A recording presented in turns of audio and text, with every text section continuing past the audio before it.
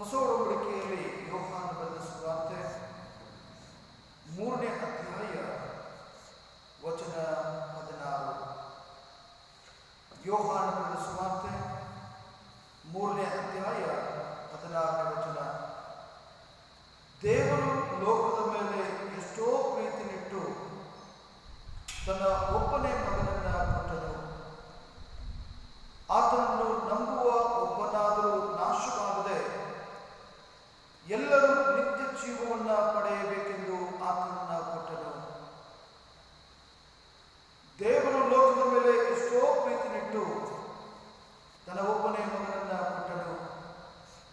ಆತನನ್ನು ನಂಬುವ ಒಬ್ಬನಾದರೂ ನಾಶವಾಗದೆ ಎಲ್ಲರೂ ನಿತ್ಯ ಜೀವವನ್ನು ಪಡೆಯಬೇಕೆಂದು ಆತನನ್ನ ಕೊಟ್ಟನು ಎಂಬುವಂಥದ್ದೇ. ಪ್ರಾರ್ಥನೆ ಮಾಡೋಣ.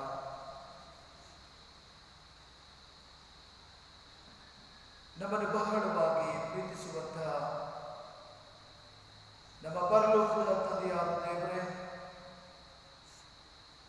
ನಿನ್ನ ಪರಿಶುದ್ಧವಾದ ನಾಮಕ್ಕೆ ಕರ್ತನೆ ನಾವು ಸ್ತೋತ್ರಗಳನ್ನು ಸಲ್ಲಿಸುತ್ತೇವೆ. ದೇವರೇ,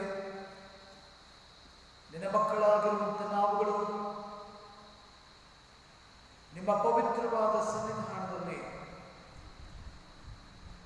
ನಿನ್ನನ್ನು ಆರಾಧಿಸುವುದಕ್ಕಾಗಿ, ನಿನ್ನ ನಾಮವನ್ನು ಮಹಿಮೆಪಡಿಸುವುದಕ್ಕಾಗಿ ನಾವು ಕೂಡಿ ಬರುವಂತೆ ನೀನು ಕೃಪೆ ಕೊಟ್ಟಿದ್ದೆ.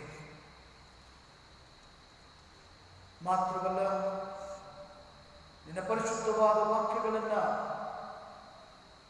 ಕೇಳುವುದಕ್ಕಾಗಿ, ನಿನ್ನ ಪರಿಶುದ್ಧ ವಾಕ್ಯವನ್ನು ಧ್ಯಾನ ಮಾಡುವುದಕ್ಕಾಗಿ ದೇವರೇ ನಾವು ಕೂಡಿ ಬಂದಿದ್ದೇವೆ. ನಿನ್ನ ಧರ್ಮಶಾಸ್ತ್ರದ ಮೂಲಕ ನಮ್ಮೆಲ್ಲರ ಸಂಗಡ ನೀನು ಮಾತನಾಡು. ಪರಿಶುದ್ಧಾತ್ಮನ ದೇವರೇ, ನಿನ್ನ ಸಹಾಯವನ್ನು ನಮಗೆ ಅನುಗ್ರಹಿಸು. ನಿನ್ನ ಸತ್ಯ ಬೋಧನೆಯನ್ನ ದೇವರೇ ನಾವು ಗ್ರಹಿಸಿಕೊಂಡು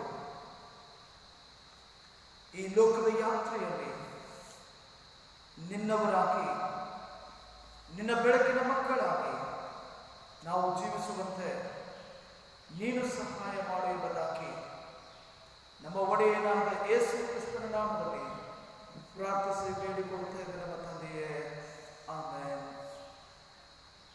ಕರ್ತನಲ್ಲಿ ಪ್ರೀತಿಯುಳ್ಳ ಸಹೋದರ ಮತ್ತು ಸಹೋದರಿಯರೇ, ದೇವರ ಪವಿತ್ರವಾಗಿರತಕ್ಕಂಥ ಗ್ರಂಥಗಳಲ್ಲಿ ಕರ್ತನಾಗಿರುವಂತಹ ದೇವರ ಅತಿಶಯವಾಗಿರತಕ್ಕಂಥ ಮಹಾಪ್ರೀತಿಯನ್ನ ಧ್ಯಾನ ಮಾಡುವುದಕ್ಕೆ ಕರ್ತನು ನಮ್ಮೆಲ್ಲರಿಗೆ ಅವಕಾಶವನ್ನ ಕೊಟ್ಟಿದ್ದಾನೆ. ಈ ಲೋಕದಲ್ಲಿ ಜೀವಿಸತಕ್ಕಂಥ ನಮಗೆ ಆತನನ್ನ ಆರಾಧಿಸುತ್ತಾ ಆತನ ಸನ್ನಿಧಾನದಲ್ಲಿ ನಾವು ಪ್ರಾರ್ಥನೆ ಮಾಡುವುದರ ಮೂಲಕ ನಮ್ಮ ಅಗತ್ಯತೆಗಳನ್ನು ಆತನು ಒದಗಿಸುವವನಾಗಿ, ನಮ್ಮ ಕೊರತೆಗಳನ್ನು ನೀಗಿಸುವವನಾಗಿ, ನಮ್ಮ ಬಾಳಿಗೆ ಬೇಕಾಗಿರತಕ್ಕಂಥ ಎಲ್ಲವನ್ನ ಕೊಡುವವನಾಗಿ ಕರ್ತನಾಗಿರುವಂಥ ದೇವರು ಕಾಣಿಸಿಕೊಂಡಿದ್ದಾನೆ. ಭಕ್ತನಾಗಿರತಕ್ಕಂಥ ಯೆಶಾಯನು ದೇವರನ್ನ ಆರಾಧಿಸುವಾಗ ದೇವರ ಮಂದಿರದಲ್ಲಿ ಆತನು ದೇವರ ಪ್ರಸನ್ನತೆಯಲ್ಲಿ ಕಾಣಿಸಿಕೊಂಡಾಗ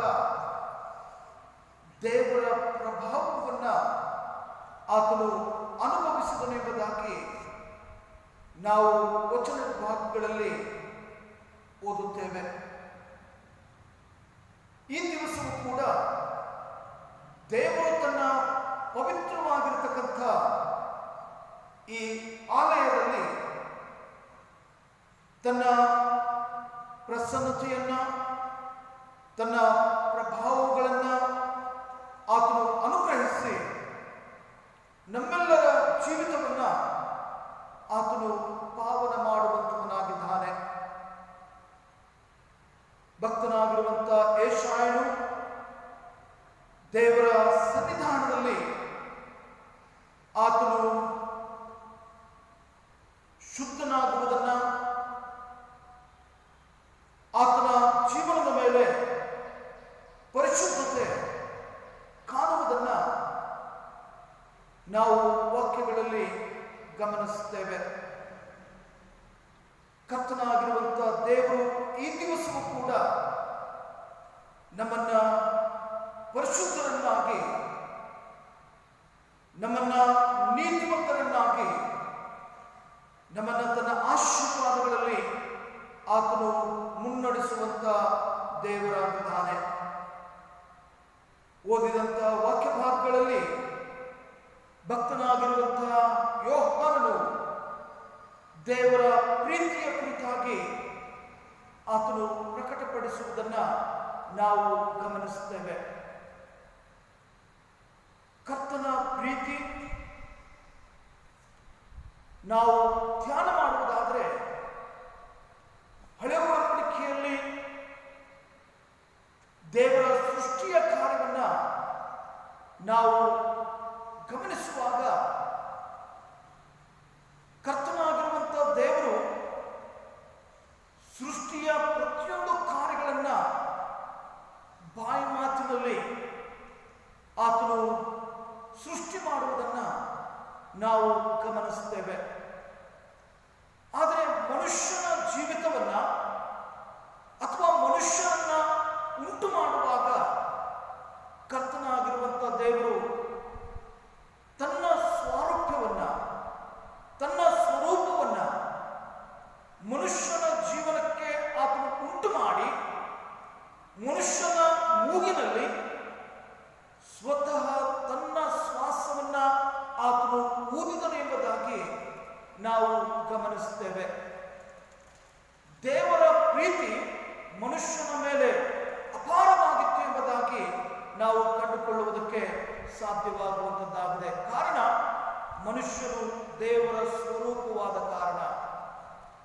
ದೇವರ ಸ್ವರೂಪದಲ್ಲಿ ಮನುಷ್ಯನು ಕಾಣಿಸಿಕೊಂಡ ಕಾರಣ ಮನುಷ್ಯನ ಜೀವಿತ ಅದು ಸದಾಕಾಲ ಸಂತೋಷವಾಗಿ ಆತನು ಸಮೃದ್ಧಿಯಾಗಿರ್ತಕ್ಕಂಥ ಫಲವನ್ನ ಊಟ ಮಾಡಬೇಕು ಅನ್ನುವಂಥ ಉದ್ದೇಶದಿಂದ ಕರ್ತನಾಗಿರುವಂಥ ದೇವರು ಮನುಷ್ಯನನ್ನ ಕರೆದುಕೊಂಡು ಏದೆನ್ ತೋಟಕ್ಕೆ ಆತನು ಹೋಗುವಂಥದ್ದನ್ನ ನಾವು ಗಮನಿಸುತ್ತೇವೆ. ಏದೆನ್ ತೋಟದಲ್ಲಿ ಸಮೃದ್ಧಿಯಾಗಿರ್ತಕ್ಕಂಥ ಫಲಗಳ ಮರವನ್ನ ಕರ್ತನಾಗಿರುವಂಥ ದೇವರು ಮನುಷ್ಯನಿಗೆ ತೋರಿಸಿ, ನೀವು ಈ ಮರದ ಎಲ್ಲ ಹಣ್ಣುಗಳನ್ನ ನೀವು ತಿನ್ನಬಹುದು, ಆದರೆ ತೋಟದ ಮಧ್ಯದಲ್ಲಿರುವಂಥ ಮರದ ಹಣ್ಣನ್ನ ಮಾತ್ರ ನೀವು ತಿನ್ನಬಾರದು ಎಂಬುದಾಗಿ ಹೇಳುವುದನ್ನ ನಾವು ಗಮನಿಸುತ್ತೇವೆ. ಇವತ್ತು ಪ್ರಿಯ ಸಹೋದರ ಸಹೋದರಿ, ಆದಿ ಕಾಲದಲ್ಲಿ ಆದಾಮ್ ಮತ್ತು ಹವ್ವಳ ಜೀವನದಲ್ಲಿ ತೋರಿಸಿದಂಥ ಆ ಪ್ರೀತಿ ಎಂಥದ್ದಾಗಿತ್ತು ಎಂಬುದಾಗಿ ನಾವು ನೋಡುವುದಾದರೆ, ಕರ್ತನಾಗಿರುವಂತಹ ದೇವರು ಪ್ರತಿ ದಿವಸ ಸಂಜೆ ತಂಗಾಳಿಯಲ್ಲಿ ಆದಾಮ್ ಮತ್ತು ಹವ್ವಳನ್ನ ಕಾಣುವುದಕ್ಕಾಗಿ, ಅವರೊಂದಿಗೆ ಸಂಭಾಷಣೆ ಮಾಡುವುದಕ್ಕಾಗಿ ಆತನು ಇಳಿದು ಬರುತ್ತಾ ಇದ್ದನು ಎಂಬುದಾಗಿ ವಾಕ್ಯ ಭಾಗ ಬೋಧಿಸುತ್ತದೆ. ಇಂಥ ಮಹಾಪ್ರೀತಿಯನ್ನ ಕರ್ತನಾಗಿರುವಂಥ ದೇವರು ಮನುಷ್ಯನ ಜೀವನದಲ್ಲಿ ಆತನು ತೋರಿಸುವಂತವನಾಗಿದ್ದಾನೆ. ಆದರೆ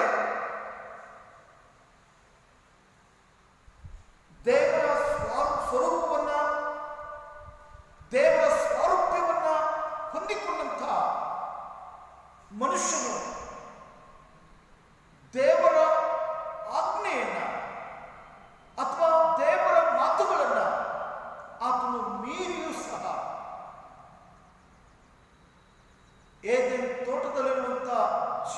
ವೃಕ್ಷ ಮರದ ಹಣ್ಣನ್ನ ಅವರು ತಿನ್ನುವುದನ್ನ ನಾವು ವಾಕ್ಯಗಳಲ್ಲಿ ಓದುತ್ತೇವೆ.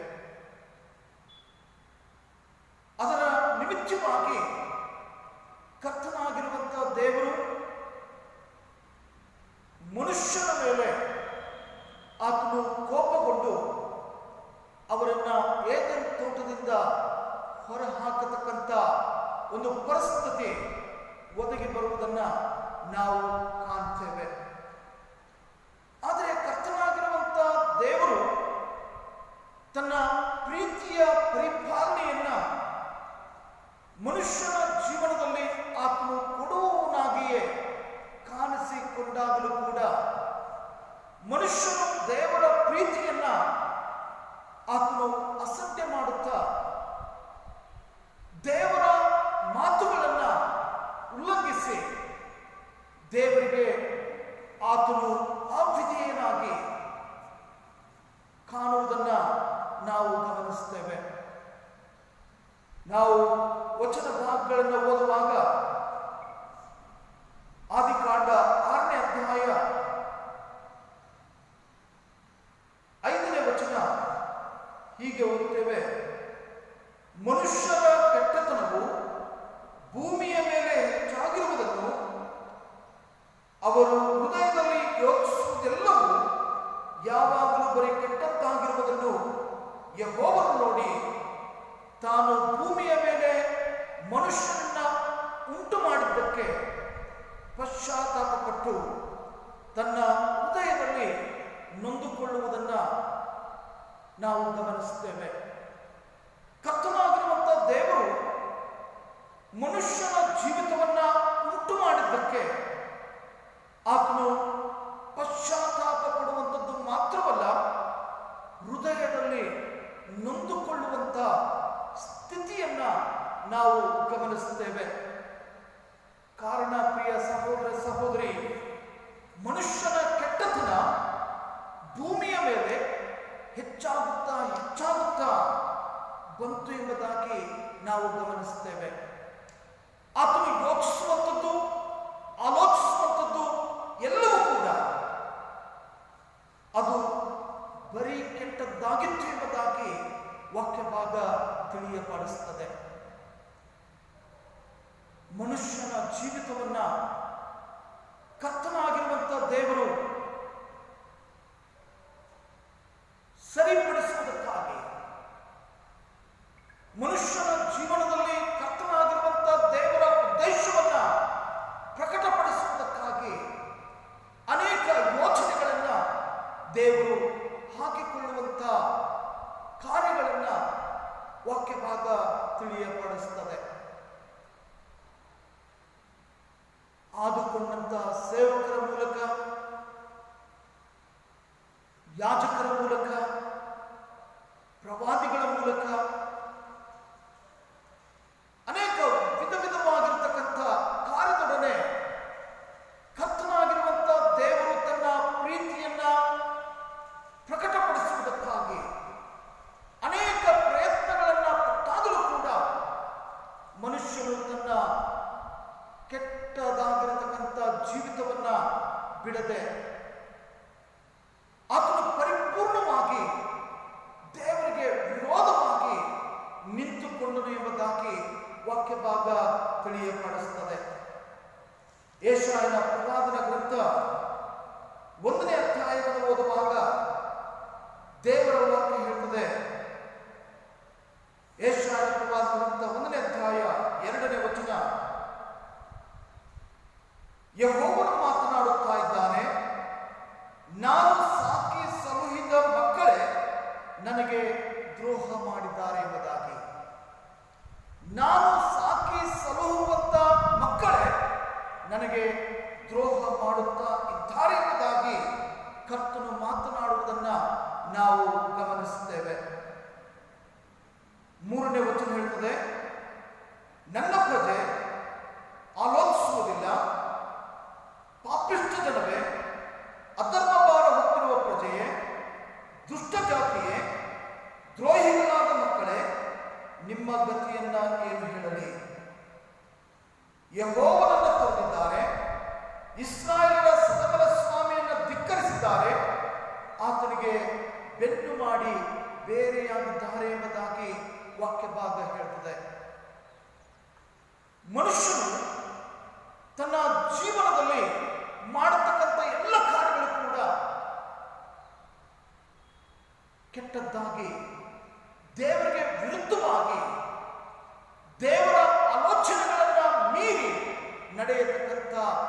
ವ್ಯಕ್ತಿಗಳಾಗಿ ದೇವರಿಗೆ ಬೆನ್ನು ಮಾಡಿ ದೇವರನ್ನೇ ಧಿಕ್ಕರಿಸಿ ನಿಂತಿರುವಂಥ ಪರಿಸ್ಥಿತಿಗಳನ್ನು ಲೋಕದಲ್ಲಿ ನಾವು ಗಮನಿಸ್ತಾ ಇದ್ದೇವೆ. ದೇವರ ವಾಕ್ಯ ಹೇಳುತ್ತದೆ, ಬನ್ನಿರಿ ವಾದಿಸುವ ಎಂದು ಯೆಹೋವನು ಅನ್ನುತ್ತಾನೆ. ನಿಮ್ಮ ಪಾಪಗಳು ಕಡು ಕೆಂಪಾಗಿದ್ದರು ಹಿಮದ ಹಾಗೆ ಬೆಳುಪಾಗುವುದು, ಕಿರುಮಂಜಿ ಬಣ್ಣವಾಗಿದ್ದರು ಉಣ್ಣೆಯಂತೆ ಬೆಳ್ಳಗಾಗುವುದು. ನೀವು ಒಪ್ಪಿ ವಿಧೇಯರಾದರೆ ದೇಶದ ಮೇಲನ್ನ ಅನುಭವಿಸುವಿರಿ ಎಂಬುದಾಗಿ ಕರ್ತನ ದಿವ್ಯ ಆಲೋಚನೆ, ಕರ್ತನ ಪ್ರೀತಿಯನ್ನ ನಾವು ಧ್ಯಾನ ಮಾಡುವುದಾದರೆ, ಮನುಷ್ಯನು ದೇವರನ್ನ ಧಿಕ್ಕರಿಸಿದಾಗಲೂ ಕೂಡ, ಮನುಷ್ಯನು ದೇವರಿಗೆ ಬೆನ್ನು ಮಾಡಿ ನಿಂತಾಗಲೂ ಕೂಡ, ಕರ್ತನಾಗಿರುವಂಥ ದೇವರು ತನ್ನ ಸ್ವಾರೂಪ್ಯವನ್ನು ಹೊಂದಿಕೊಂಡು ತನ್ನ ಸ್ವರೂಪಕ್ಕೆ ಅನುಗುಣವಾಗಿ ಜೀವಿಸತಕ್ಕಂಥ ಮನುಷ್ಯನು ಆತನು ಎಂಥ ಪಾಪವನ್ನ ಮಾಡಿದ್ದರೂ ಕೂಡ ದೇವರು ಹೇಳುವಂತ ಮಾತು ಬನ್ನಿರಿ ಎಂಬುದಾಗಿ. ನೀವು ಒಪ್ಪಿಕೊಂಡು ವಿಧೇಯರಾಗುವುದಾದರೆ ನಿಮ್ಮ ಪಾಪಗಳು ಕಡು ಕೆಂಪಾಗಿದ್ದರು ಹಿಮದ ಹಾಗೆ ಬಿಳುಪಾಗುವವು, ಕಿರುಮಂಜು ಬಣ್ಣವಾಗಿದ್ದರೂ ಕೂಡ ಉಣ್ಣೆಯಂತೆ ಬೆಳ್ಳಗಾಗುವು ಎಂಬುದಾಗಿ ವಾಕ್ಯ ಭಾಗ ತಿಳಿಯಪಡಿಸುತ್ತದೆ. ವಾಕ್ಯ ಹೇಳ್ತದೆ, ಯೆಶಾಯನ ಪ್ರವಾದದಂತ 1ನೇ ಅಧ್ಯಾಯ 16ನೇ ವಚನ, ನಿಮ್ಮನ್ನ ತೊಳೆದುಕೊಳ್ಳ್ರಿ, ಶುದ್ಧಿ ಮಾಡಿಕೊಳ್ಳ್ರಿ, ನನ್ನ ಕಣ್ಣೆದುರಿನ ನಿಮ್ಮ ದುಷ್ಕೃತ್ಯಗಳನ್ನ ತೊಲಗಿಸಿರಿ, ದುರಾಚಾರವನ್ನು ಬಿಡಿಯಿರಿ, ಸದಾಚಾರವನ್ನ ಅಭ್ಯಾಸ ಮಾಡಿರಿ ಎಂಬುದಾಗಿ. ಇವತ್ತು ಪ್ರಿಯ ಸಹೋದರ ಸಹೋದರಿ, ಮಾನವರಾಗಿರುವಂಥ ನಾವುಗಳು ನಮ್ಮನ್ನ ತೊಳೆದುಕೊಳ್ಳಬೇಕಾಗಿದೆ. ಮಾನವರಾಗಿರುವಂಥ ನಮ್ಮನ್ನ ನಾವು ಶುದ್ಧಿ ಮಾಡಿಕೊಳ್ಳಬೇಕಾಗಿದೆ. ದೇವರ ಕಣ್ಣೆದುರಿಗೆ ಇರತಕ್ಕಂಥ ನಮ್ಮ ಎಲ್ಲ ದುಷ್ಕೃತ್ಯಗಳನ್ನು ಕೂಡ ನಾವು ತೆಗೆದುಹಾಕಿ, ನಾವು ದುರಾಚಾರಗಳನ್ನ ಬಿಟ್ಟವರಾಗಿ ಕರ್ತನ ವಾಕ್ಯವನ್ನ ಅನುಸರಿಸಿ ನಡೆಯುವಂಥ ವ್ಯಕ್ತಿಗಳಾಗಿ ನಾವು ಬದುಕಬೇಕು ಎಂಬ ಆಜ್ಞೆಯನ್ನ ದೇವರು ನಮಗೆ ಕೊಡುವಂತವನಾಗಿದ್ದಾನೆ. ಇವತ್ತು ದೇವರ ವಾಕ್ಯ ಹೇಳ್ತದೆ, 119ನೇ ದಾವಿದನ ಕೀರ್ತನೆಯನ್ನು ಓದುವಾಗ 1ನೇ ವಚನದಲ್ಲಿ ಹೀಗೆ ಓದ್ತೇವೆ, ಯೆಹೋವನ ಧರ್ಮಶಾಸ್ತ್ರವನ್ನು ಅನುಸರಿಸಿ ಸದಾಚಾರಿಗಳಾಗಿ ನಡೆಯುವವರು ಧನ್ಯರು, ಆತನ ಕಟ್ಟಳೆಗಳನ್ನ ಕೈಕೊಂಡು ಸಂಪೂರ್ಣ ಮನಸ್ಸಿನಿಂದ ಆತನನ್ನ ಹುಡುಕುವಂತವರು ಭಾಗ್ಯವಂತರು ಎಂಬುದಾಗಿ. ಧರ್ಮಶಾಸ್ತ್ರವನ್ನ, ದೇವರ ಧರ್ಮಶಾಸ್ತ್ರವನ್ನ ಅನುಸರಿಸಿ ಆ ವಾಕ್ಯಗಳಲ್ಲಿ ನಾವು ಸದಾಚಾರಿಗಳಾಗಿ ನಡೆಯುವಾಗ ಕರ್ತನಾಗಿರುವಂಥ ದೇವರು ತನ್ನ ಧನ್ಯತೆಯ ಆಶೀರ್ವಾದಗಳನ್ನ ಆತನು ನಮಗೆ ಉಂಟು ಮಾಡುವಂತವನಾಗಿದ್ದಾನೆ. ದೇವರ ಕಟ್ಟಳೆಗಳನ್ನ ನಾವು ಕೈಕೊಂಡು ನಡೆಯುವಾಗ ದೇವರು ನಮಗೆ ಬೇಕಾಗಿರುವಂಥ ಭಾಗ್ಯವನ್ನ ಆತನು ಕೊಡುವಂತವನಾಗಿದ್ದಾನೆ. ಆದರೆ ಪ್ರಿಯ ಸಹೋದರ ಸಹೋದರಿ, ದೇವರ ಕಟ್ಟಳೆಗಳನ್ನ ನಾವು ಕೇವಲ ಕೈಗೊಂಡು ನಡೆಯುವುದನ್ನ ಬದಲಾಗಿ ಸಂಪೂರ್ಣವಾಗಿರತಕ್ಕಂಥ ಮನಸ್ಸನ್ನು ಹೊಂದಿಕೊಂಡು ಆ ಮನಸ್ಸಿನಿಂದ ನಾವು ದೇವರ ಕಟ್ಟಳೆಗಳನ್ನ ನಾವು ಕೈಗೊಂಡು ನಡೆಯುವಂಥ ವ್ಯಕ್ತಿಗಳಾಗಿ ನಾವು ಬದುಕಬೇಕು ಎಂಬುದಾಗಿ ವಾಕ್ಯ ಭಾಗ ತಿಳಿಯಪಡಿಸುತ್ತದೆ. ಈ ದಿನಗಳಲ್ಲಿ ಅನೇಕ ಕಷ್ಟಗಳನ್ನ, ನೋವುಗಳನ್ನ, ಬಾಧೆಗಳನ್ನ ನಾವು ಅನುಭವಿಸ್ತಾ ಇದ್ದೇವೆ. ಕಾರಣ ದೇವರ ವಾಕ್ಯವನ್ನ ನಾವು ಅನುಸರಿಸದೆ ಹೋದ ಕಾರಣ, ದೇವರ ಮಾತುಗಳನ್ನ ಕೇಳದೆ ಹೋದ ಕಾರಣ, ದೇವರಿಗೆ ನಾವು ಅವಿಧೇಯರಾಗಿ ಆತನಿಗೆ ಬೆನ್ನು ಮಾಡಿ ನಿಂತ ಕಾರಣ ಅನೇಕ ಉಪದ್ರವಗಳನ್ನ ಮನುಷ್ಯನು ತನ್ನ ಜೀವನದಲ್ಲಿ ಅನುಭವಿಸ್ತಾ ಇದ್ದಾನೆ. ಮನುಷ್ಯನು ತನ್ನ ದುಷ್ಕೃತ್ಯಗಳನ್ನ ಆತನು ಬಿಡದೆ ಪ್ರತಿನಿತ್ಯವೂ ಕೂಡ ಆ ಕಾರ್ಯಗಳಲ್ಲಿ ತನ್ನನ್ನು ತೊಡಗಿಸಿಕೊಳ್ಳುತ್ತಾ ಇರುವುದರಿಂದ ಆತನ ಜೀವಿತ ನಶಿಸಿ ಹೋಗ್ತಾ ಇದೆ. ಆತನ ಬದುಕು ಬರಡಾಗ್ತಾ ಇದೆ. ಇವತ್ತು ಪ್ರಿಯ ಸಹೋದರ ಸಹೋದರಿ, ನಾವು ಯಾವ ಸ್ಥಾನದಲ್ಲಿದ್ದೇವೆ? ಯಾವ ಸ್ಥಾನದಲ್ಲಿ ನಾವು ನಿಂತುಕೊಂಡಿದ್ದೇವೆ? ನಮ್ಮನ್ನ ಕೆಲವು ಕ್ಷಣ ನಾವು ಆಲೋಚಿಸಿಕೊಳ್ಳುವಂಥದ್ದು ಬಹಳ ಮುಖ್ಯ. ಇವತ್ತು ಲೋಕದಲ್ಲಿರುವುಗಳನ್ನು ನಾವು ಪ್ರೀತಿಸುತ್ತಾ ಲೋಕವನ್ನ ನಾವು ಹಿಡಿದುಕೊಂಡಿದ್ದೇವೆ, ಲೋಕವನ್ನು ಹತ್ತುಕೊಂಡಿದ್ದೇವೆ. ಲೋಕದ ಸುಖ ಭೋಗಗಳನ್ನ ಅನುಭವಿಸುತ್ತಾ ನಮ್ಮ ಜೀವಿತವನ್ನ ನಾವು ಮುಂದೆ ನಡೆಸಿಕೊಂಡು ಹೋಗುತ್ತಾ ಇದ್ದೇವೆ. ಆದರೆ ಕರ್ತನಾಗಿರುವಂಥ ದೇವರು ಹೇಳುವಂಥ ಮಾತು, ಲೋಕವನ್ನಾಗಲಿ ಲೋಕದಲ್ಲಿರುವುಗಳನ್ನಾಗಲಿ ನೀವು ಪ್ರೀತಿಸಬೇಡ್ರಿ ಎಂಬುದಾಗಿ. ಆದರೆ ದೇವರ ಆಜ್ಞೆಯನ್ನ, ದೇವರ ಕಟ್ಟಳೆಯನ್ನ, ದೇವರ ಮಾತುಗಳನ್ನ ನಾವು ಆಲಿಸದೆ ನಮ್ಮ ಜೀವನದಲ್ಲಿ ಕೆಟ್ಟದ್ದನ್ನ ಅನುಸರಿಸುತ್ತಾ ಕೆಟ್ಟ ಕಾರ್ಯಗಳಲ್ಲಿ ನಮ್ಮನ್ನ ತೊಡಗಿಸಿಕೊಂಡು ದೇವರ ಶಾಪಕ್ಕೆ, ದೇವರ ಕೋಪಕ್ಕೆ ನಾವು ಗುರಿಯಾಗಿರುವುದನ್ನ ಈ ದಿನಗಳಲ್ಲಿ ಕಾಣುವುದಕ್ಕೆ ಸಾಧ್ಯ. ವಾಕ್ಯ ಭಾಗ ಹೇಳ್ತದೆ, ಯೋವೇಲನ ಪ್ರವಾದನೆ ಗ್ರಂಥವನ್ನು ಓದುವಾಗ, ಯೋವೇಲನ ಪ್ರವಾದನೆ ಗ್ರಂಥ 1ನೇ ಅಧ್ಯಾಯ 2ನೇ ವಚನ, ವೃದ್ಧರೇ ಕೇಳಿರಿ, ದೇಶ ನಿವಾಸಿಗಳೇ ನೀವೆಲ್ಲರೂ ಕಿವಿಗೊಡಿರಿ, ಇಂಥ ಬಾಧೆಯು ನಿಮ್ಮ ಕಾಲದಲ್ಲಿ ಆಗಲಿ ನಿಮ್ಮ ತಂದೆಗಳ ಕಾಲದಲ್ಲಿ ಆಗಲಿ ಸಂಭವಿಸಿತ್ತೋ.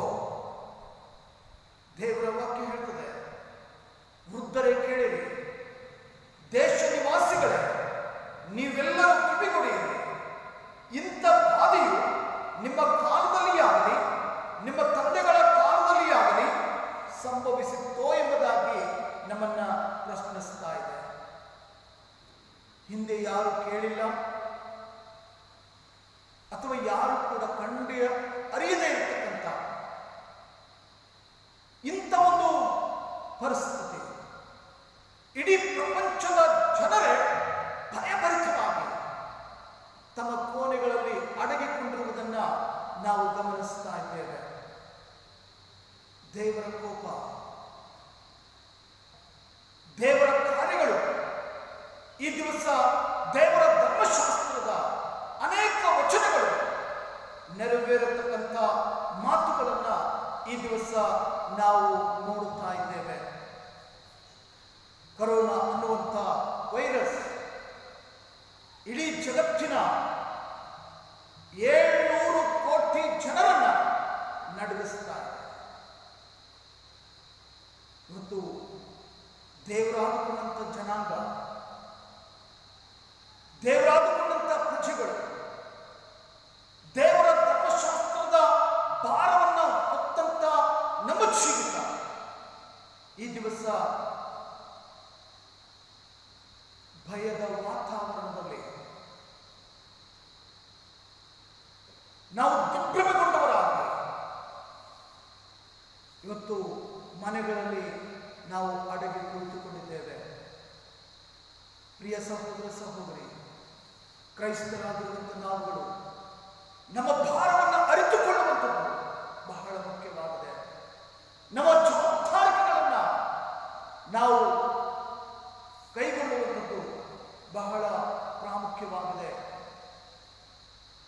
ಅನೇಕ ಜನರು ನಶಿಸಿ ಹೋಗ್ತಾ ಇದ್ದಾರೆ, ಅನೇಕರು ಪಾಪದ ನಿಮಿತ್ತವಾಗಿ ಸಾಯ್ತಾ ಇದ್ದಾರೆ, ಅನೇಕರು ರೋಗಿಗಳಾಗ್ತಾ ಇದ್ದಾರೆ. ಇವತ್ತು ಪ್ರಿಯರೇ, ನಮ್ಮ ಜವಾಬ್ದಾರಿಗೆ ಏನಾಗಿದೆ ಅನ್ನುವಂಥದ್ದನ್ನ ದೇವರ ವಾಕ್ಯ ಬೋಧಿಸುತ್ತದೆ. ನಾವು ಪ್ರಾರ್ಥಿಸಬೇಕಾಗಿದೆ. ನಾವು ದೇವರ ಸನ್ನಿಧಾನದಲ್ಲಿ ನಾವು ದೇವರ ಮಹಿಮೆಗಾಗಿ ನಾವು ಕೂಗಿಕೊಳ್ಳಬೇಕಾಗಿದೆ. ಲೋಕದಲ್ಲಿ ನಡೆಯತಕ್ಕಂಥ ಈ ಉಗ್ರವಾಗಿರ್ತಕ್ಕಂಥ ಬಾಧೆಯನ್ನ ಕರ್ತನಾದ ಯೇಸು ಸ್ವಾಮಿನ ಪರಿಶುದ್ಧವಾದ ರಕ್ತದಲ್ಲಿ ನೀನು ಲೇಪಡಿಸುವುದಾಗಿ ದೇವರ ಸನ್ನಿಧಾನದಲ್ಲಿ ನಾವು ಕೂಗಿಕೊಳ್ಳಬೇಕಾಗಿದೆ. ಎಡಬಿಡದೆ ದೇವರ ಸನ್ನಿಧಾನದಲ್ಲಿ ಪ್ರಾರ್ಥಿಸುವಂತ ವ್ಯಕ್ತಿಗಳಾಗಿ ನಾವು ಕಾಣಬೇಕಾಗಿದೆ. ಭಕ್ತನಾಗಿರುವ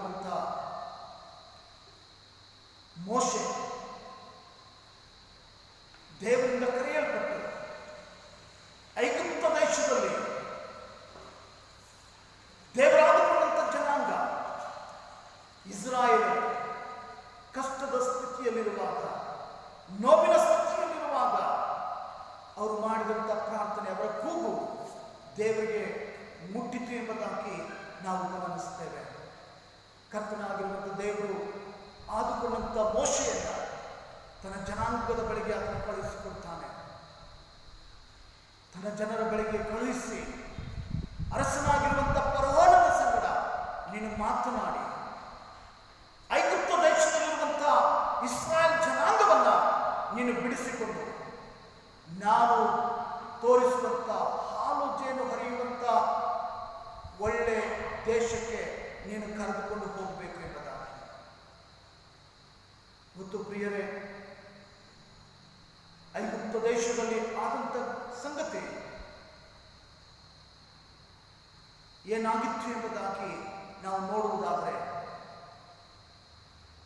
ಫರೋಹನನು ಐಗುಪ್ತ ಜನಾಂಗದವರು ದೇವರಿಗೆ ಅವಿಧೇಯರಾಗಿ ದೇವರ ದೃಷ್ಟಿಯಲ್ಲಿ ಕೆಟ್ಟದ್ದನ್ನ ಮಾಡುವವರಾಗಿ ಅವರು ಕಂಡ ಕಾರಣ, ಅವರ ಹೃದಯವು ಕಲ್ಲಾದ ಕಾರಣ, ಅವರು ದೇವರ ಮಾತುಗಳನ್ನು ಕೇಳದೆ ಹೋದ ಕಾರಣ ಐಗುಪ್ತ ದೇಶದ ಮೇಲೆ ಅನೇಕ ಘೋರವಾಗಿರ್ತಕ್ಕಂಥ ಬಾಧೆಗಳು ಉಂಟಾಗುವುದರ ಮೂಲಕ ದೇವರು ಐಗುಪ್ತ ದೇಶದಲ್ಲಿರುವಂಥ ಜನರನ್ನ ನಾಶಪಡಿಸುವುದು ಮಾತ್ರವಲ್ಲ, ದೇವರ ಕಾರ್ಯಗಳನ್ನು ಪ್ರಕಟಪಡಿಸುವುದನ್ನು ನಾವು ಗಮನಿಸುತ್ತೇವೆ.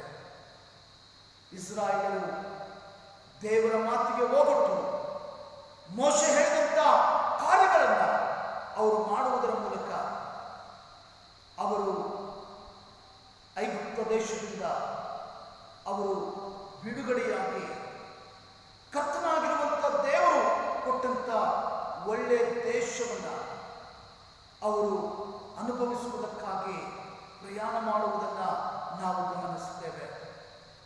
ಇವತ್ತು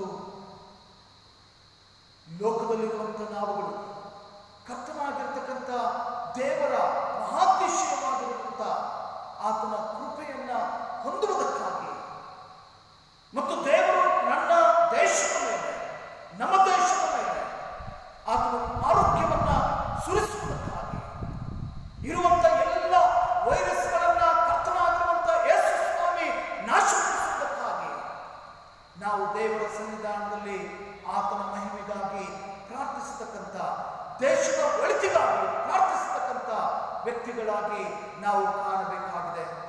ಅದಕ್ಕಾಗಿ ಕರ್ತನಾಗಿರುವಂಥ ದೇವರ ವಾಕ್ಯ ಭಾಗಗಳಲ್ಲಿ ನಾವು ವಚನಗಳನ್ನು ಓದ್ತೇವೆ.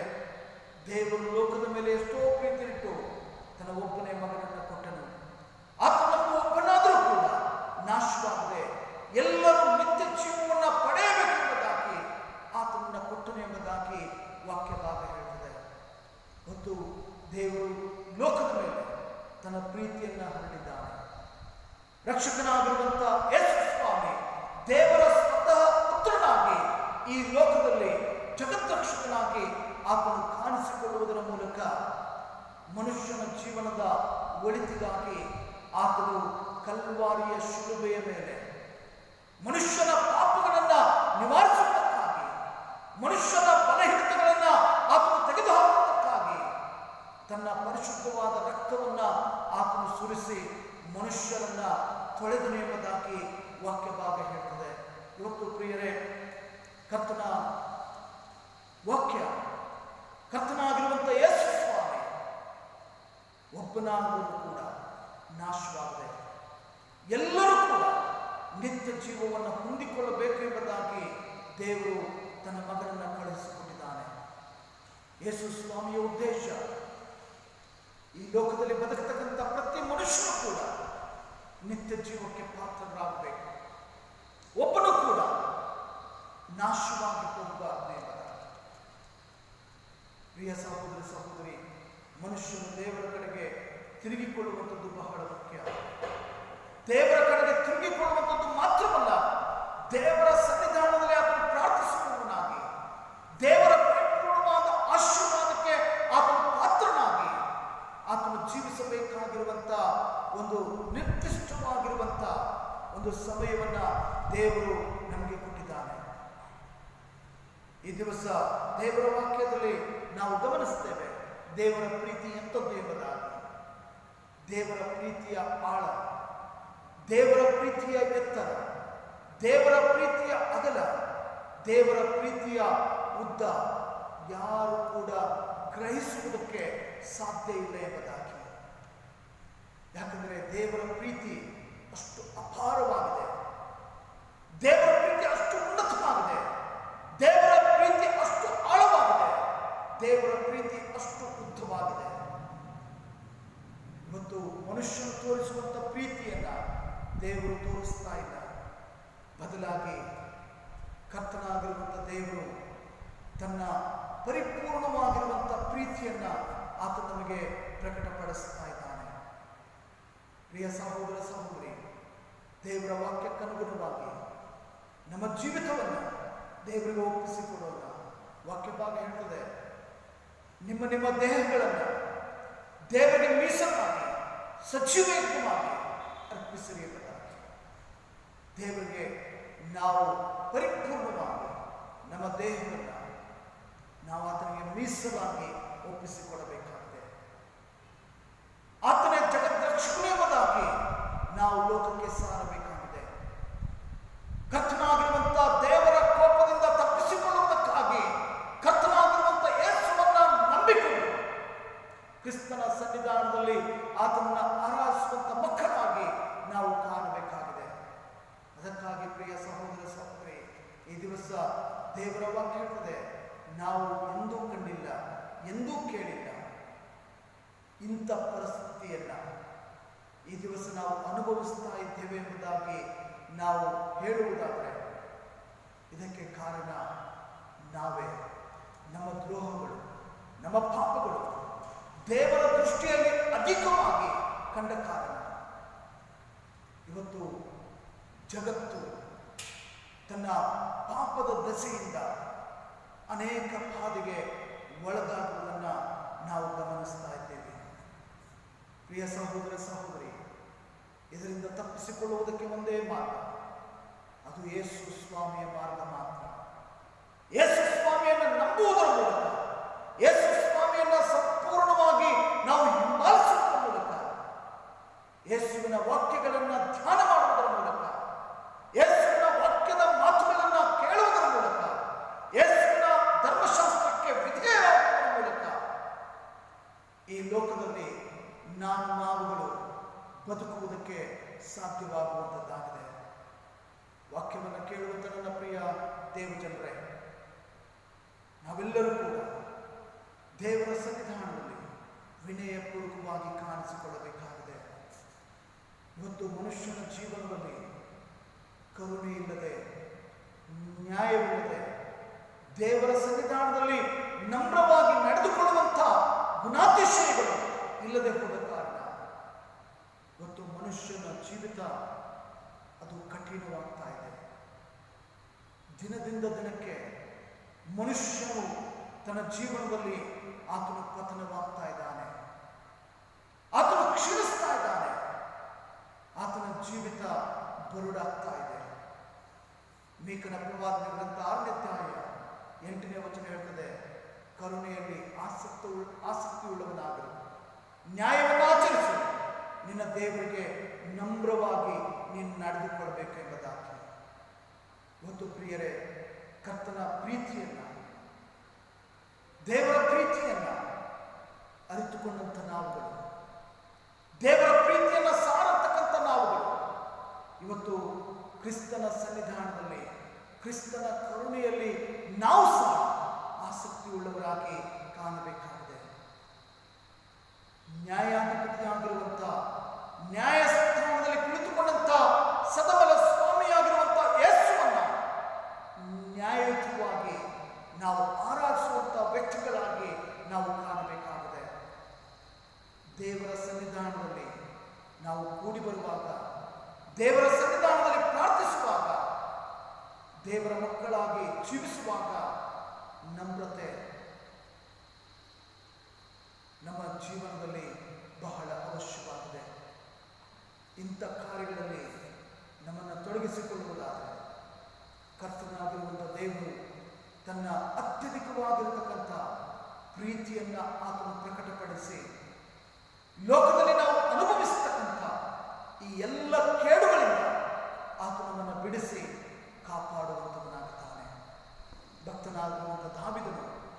ದೇವರ ಸನ್ನಿಧಾನದಲ್ಲಿ ಆತನು ತನ್ನ ಪಾಪಗಳನ್ನು ಅರಿಕೆ ಮಾಡಿ, ತನ್ನ ತಪ್ಪುಗಳನ್ನು, ತನ್ನ ದೋಷವನ್ನು ಆತನು ಒಪ್ಪಿಕೊಂಡು ದೇವರ ಕಡೆಗೆ ಆತನು ತಿರುಗಿಕೊಳ್ಳುವಾಗ ವಾಕ್ಯ ಭಾಗ ಹೇಳ್ತದೆ, ಆತನು ದೇವರನ್ನ ಶರಣನನ್ನಾಗಿ, ಕರ್ತನಾಗಿರುವಂಥ ದೇವರನ್ನ ರಕ್ಷಕನನ್ನಾಗಿ ಆತನು ಸ್ವೀಕರಿಸಿಕೊಂಡಾಗ ಆತನ ಕುಟುಂಬದ ಸಮೀಪಕ್ಕೆ ಯಾವ ಉಪದ್ರವಗಳು ಕೂಡ ಬಾರದೆಂಬುದಾಗಿ ಕರ್ತನು ತನ್ನ ವಾಕ್ಯದ ಮೂಲಕ ಅಭಯವನ್ನ ಕೊಡುವಂಥದ್ದನ್ನು ನಾವು ಗಮನಿಸ್ತೇವೆ.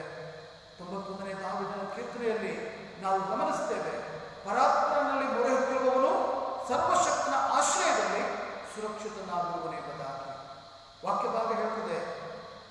ದೇವರನ್ನ ನಿವಾಸ ಸ್ಥಾನ ಮಾಡಿಕೊಂಡಿದ್ದಿ, ಪರಾತ್ಪರನ್ನ ನಿವಾಸ ಸ್ಥಾನ ಮಾಡಿಕೊಂಡಿದ್ದಿ, ಯಾವ ಕೇಳು ನಿನಗೆ ಸಂಭವಿಸುತ್ತದೆ ಎಂಬುದಾಗಿ ವಾಕ್ಯದಲ್ಲಿ ಗಮನಿಸುತ್ತೇವೆ. ನಿನ್ನ ಮಕ್ಕಳಲ್ಲಿ 1000 ಜನರು, ನಿನ್ನ ಬಲಗಡೆಯಲ್ಲಿ 10,000 ಜನರು ಸತ್ತು ಬಿದ್ದರು, ನಿನಗೆ ತಪ್ಪುತ್ತದೆ ಎಂಬುದಾಗಿ ನೀನದನ್ನು ಕಣ್ಣಾರೆ ಕಂಡು ದುಷ್ಟರಿಗೆ ಪ್ರತಿದಂಡನೆ ಉಂಟೆಂಬುದಕ್ಕೆ ಸಾಕ್ಷಿಯಾಗಿರುವೆ ಅಷ್ಟೇ ಎಂಬುದಾಗಿ ಯಾರು ಪರಾತ್ಪರನಾಗಿರುವಂಥ ದೇವರಲ್ಲಿ ಮೊರೆ ಹೋಗುತ್ತಾ ಇದ್ದಾರೆ, ಅವರು ದೇವರ ಸನ್ನಿಧಾನದಲ್ಲಿ ಸುರಕ್ಷಿತವಾಗಿ ಆತನ ಆಶ್ರಯದಲ್ಲಿ ಅವರು ಭದ್ರರಾಗಿ ಇರುವರು ಎಂಬುದಾಗಿ ವಾಕ್ಯ ಭಾಗ ಹೇಳುತ್ತದೆ. ಇವತ್ತು ಪ್ರಿಯ ಸಹೋದರ ಸಹೋದರಿ, ನೀನು ಪರಾತ್ಪರನಾಗಿರುವಂಥ ದೇವರನ್ನ ನಿವಾಸ ಸ್ಥಾನ ಮಾಡಿಕೊಂಡಿದ್ದೀಯೋ? ಪರಾತ್ಪರನಾಗಿರುವಂಥ ದೇವರನ್ನ ನಿನ್ನ ಶರಣನಾಗಿ ನೀನು ಸ್ವೀಕಾರ ಮಾಡಿದ್ದೀಯೋ?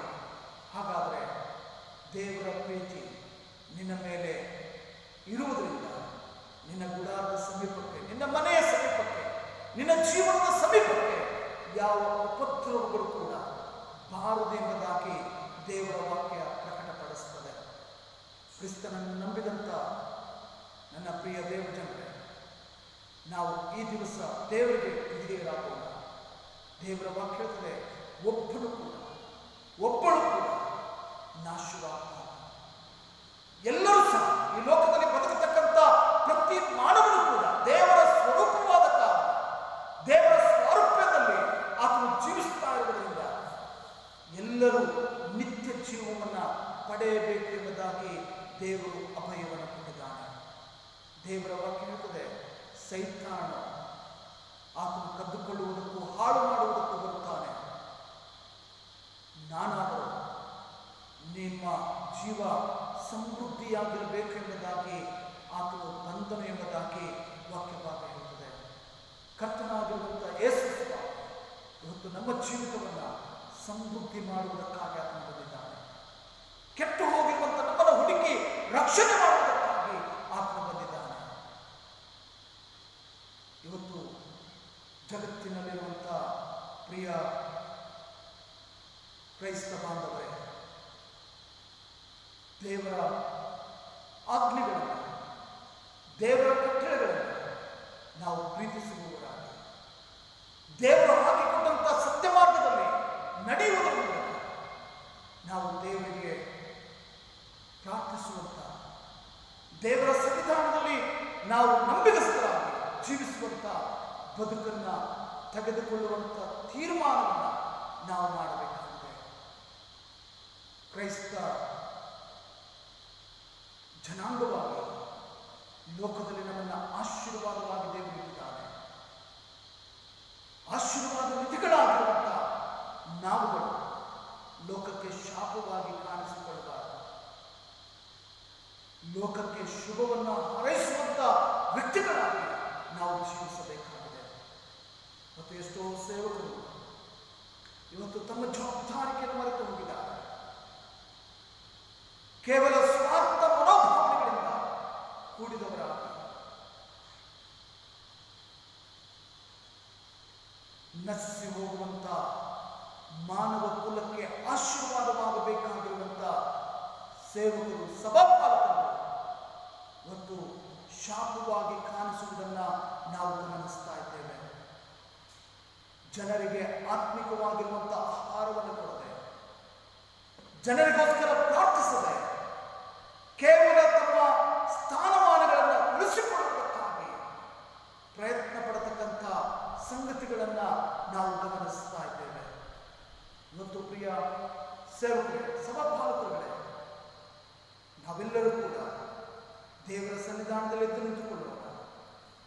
ನಮ್ಮ ಸೇವೆಯ ಭಾರವನ್ನು ನಾವು ಹೊತ್ತವರಾಗಿ ಕರ್ತನ ಆಜ್ಞೆಗಳನ್ನು ನಾವು ನೆರವೇರಿಸುವಂಥ ಜನಾಂಗವಾಗಿ ಈ ಲೋಕದಲ್ಲಿ ಕಾಣಿಸಿಕೊಳ್ಳೋಣ.